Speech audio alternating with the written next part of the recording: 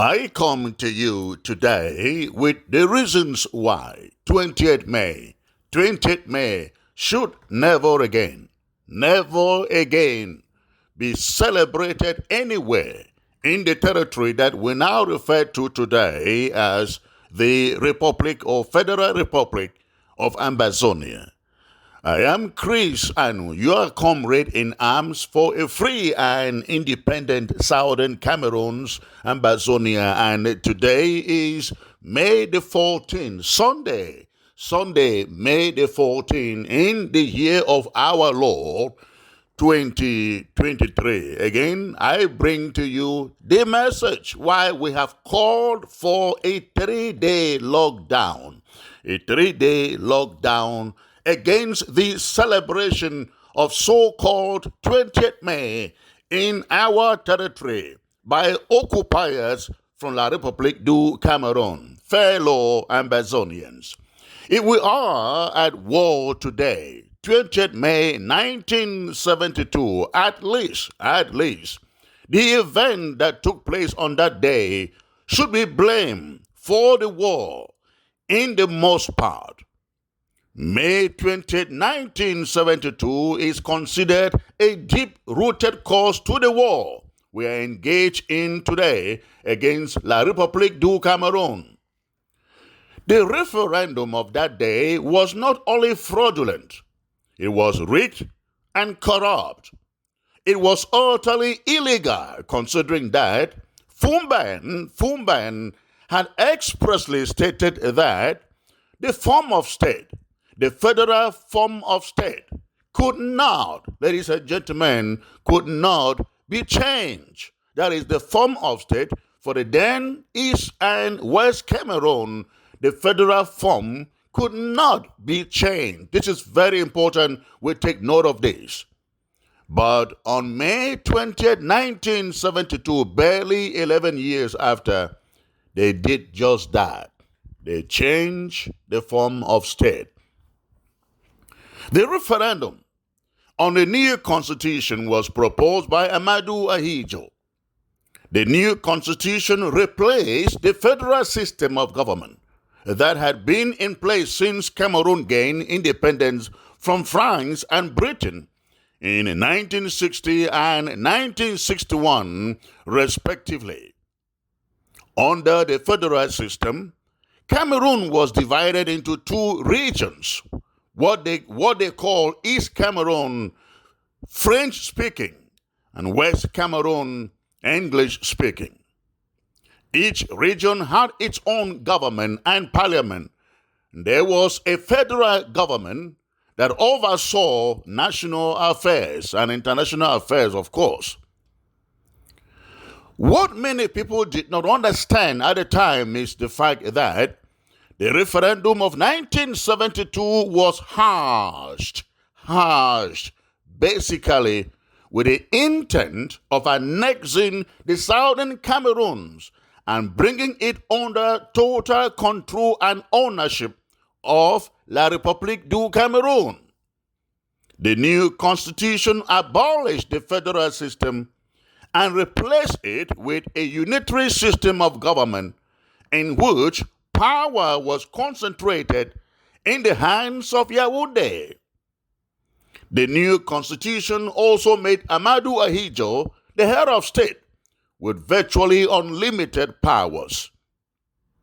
Having constitutionally, albeit fraudulently, obtained these powers, Yaoundé was set to embark on the crusade that Paul Biya described in France to Mou Ibrahim as the campaign to integrate the Southern Cameroons into the larger community, that is, the majority Francophone state.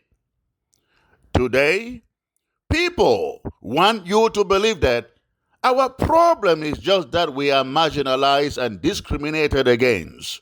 That is far from the truth. In the context of any legitimate one Cameroon, that will be true.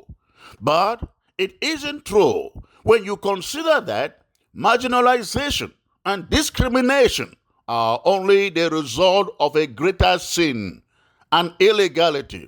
The 1972 referendum that eradicated the unique identity of our people. The referendum of 1972 reduced the Southern Cameroons to a mere province that would now belong as in property rights to Cameroon. The federal system had provided some level of autonomy to the Southern Cameroons, but the unitary system centralized power in the hands of the government in Yaoundé. The arrangement reduced our influence and presence in the government. In their eyes, we were no longer a state as in 1961. We were merely another province of Cameroon. The dismantling of our heritage began. They divided us into the Northwest and the Southwest. They would use one to fight against the other, knock our heads together, then stay in the middle to take opportunity of the planted differences to conquer, control, and to destroy us. This is the brief summary, ladies and gentlemen, of why we are at war today. When we talk of the root causes to this conflict, the event of 20th May 1972 is at the very core of it. La République du Cameroun did not start decimating our institutions, curtailing our rights, and marginalizing us until after this referendum in 1972. We were not familiar to the rule of the DOs, the rules of the gendarmes, until that event in 1972. We had our own government, we had our own parliament, and of course, our House of Chiefs too. There was no Northwest, nothing like Northwest or Southwest. Now, they have given a new appellation to it. They now call it NOSO. NOSO. You see, there was nothing like Northwest and Southwest. It was all Southern Cameroons or West Cameroon. They brought in the Procureur Generals, the Commissaire du Gouvernement, I'm sorry if I can't pronounce that, to replace our Attorney Generals and judges with a mission to enforce French law in the place of common law.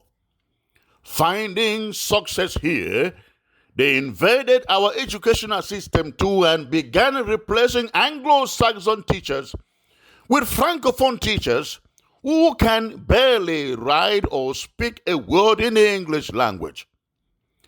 Today, in our territory, our people are harassed, they are tortured, and dumped behind bars at the least provocation. You can barely travel 5 kilometers without coming across at least 5 harassment so-called security checkpoints. We must speak their language in our own land to feel a sense of belonging.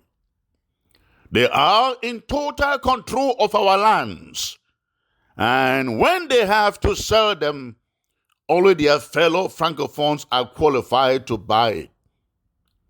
Only their people work in top companies like Sonara, CDC, and others. Only their people sit in the board of these same companies too, ladies and gentlemen.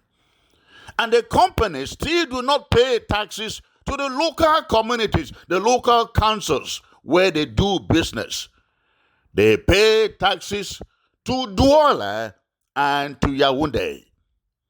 Of course, I can go on and on and on, but it will only mean repeating the requiem you already know.